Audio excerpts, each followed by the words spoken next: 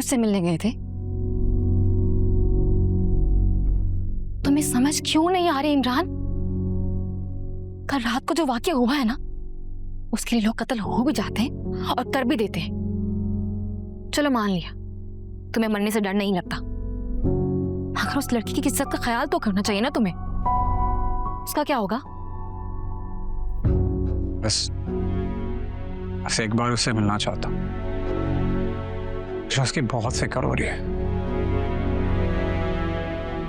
अगर अब तक उस घर से यहाँ कोई आया नहीं है तो इसका मतलब यही है कि बात दब गई है। मगर पता नहीं उसके बहनोई ने कौन सी शराइत पर उसके इतने बड़े जुर्म को माफ किया होगा। शायद शर्त यह हो कि वो तुमसे नहीं मिलेगी। तुम सब्र रखो और देखो तो सही हालात कौन सी करवट लेते हैं। एक दो दिन में सब सामने आ जाएगा, फिर तुम अपनी मर्जी कर लेना। मेरा दिल बहुत बेचैन है। मुझे यूं लगता है जैसे मुझे कुछ हो जाएगा। एक बार उसकी खबर मिल जाए ना तो मुझे भी सब्र आ जाएगा। मोहब्बत ना कमजोर दिल के लोगों का खेल नहीं है इमरान। थोड़ा हौसला रखो, सब ठीक हो जाएगा।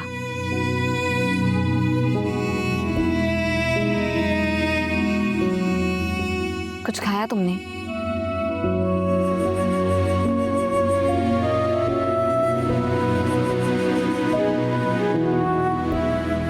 मैं ऑफिस से आते हुए पिज्जा लेकर आई थी, दोनों खाते हैं। और सुनो, कल से ना ड्राइविंग की क्लासेस दोबारा शुरू कर दो। पहले तुम्हारी वजह से बहुत डिले हो चुका है। तुम बैठो, मैं लेकर आती हूँ पिज्जा।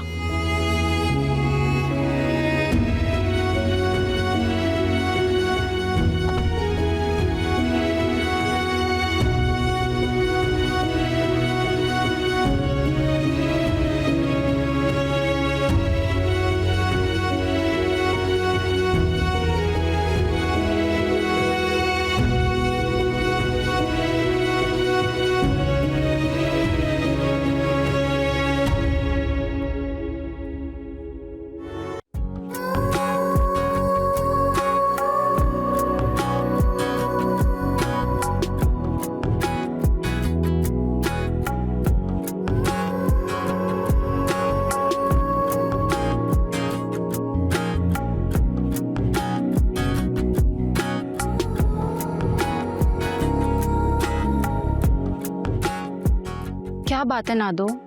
मैं सुबह से देख रही हूँ तुम कुछ परेशान हो। बताओ तो सही, हुआ क्या है? क्या इमरान से झगड़ा हुआ है तुम्हारा? कुछ बोलो भी यार। अम्मी बता रही थी सुबह से ना तुमने कुछ खाया है ना कुछ पिया है, कमरे से बाहर तक नहीं निकली हो तुम।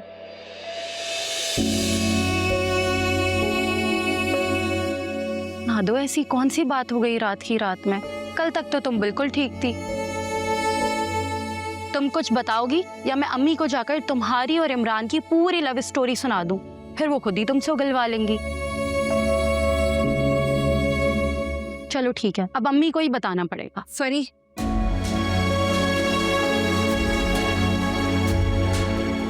कुछ भी नहीं हुआ है। मेरे ना सर में बहुत दर्द हो रहा है। एक कप चाय बना दो प्लीज। अरे मेरी जान, मेरी प्यारी सी बहन, अगर तुम्हारे इतना ही सर में दर्द था तो पहले बताती, कब से पूछ रही। अच्छा तुम आराम करो, मैं तुम्हारे लिए अच्छी सी चाय बनाकर लाती हूँ और फिर तुम्हारा सर भी दबा दूंगी। देखना तुम्हारा सर दर्द यूं भाग जाएगा। ठीक है, चलो अब तुम आराम करो।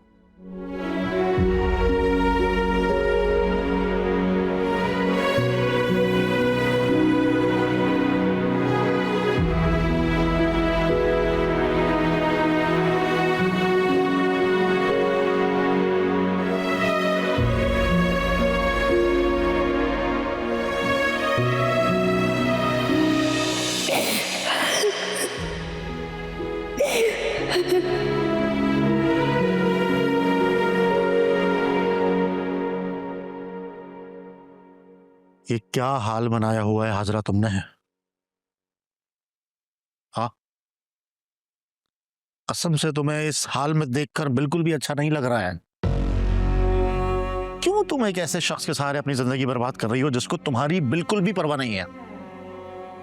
तो क्या करूं? कोई और रास्ता है मेरे पास? सच तो ये है कि किसी को मेरी परवाह नहीं है।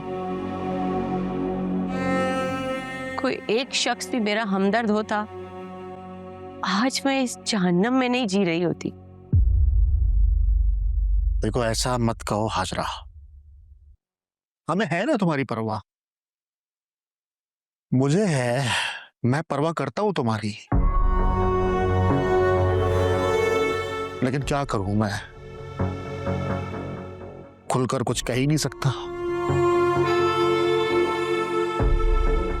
मेरे और तुम्हारे रिश्ते की कुछ हुदूद है ना, वरना इस आदमी के साथ मैं तुम्हें एक लम्हे भी ना रहने दूं, निकाल कर ले जाता तुम्हें यहां से। जानती हूँ दूल्हा भाई, एक आप ही को तो मेरा एहसास है। मुझे एहसास है कि आप कितना मेरा ख्याल करते थे मेरी शादी से पहले, इसीलिए मैंने बुलाया है आपको।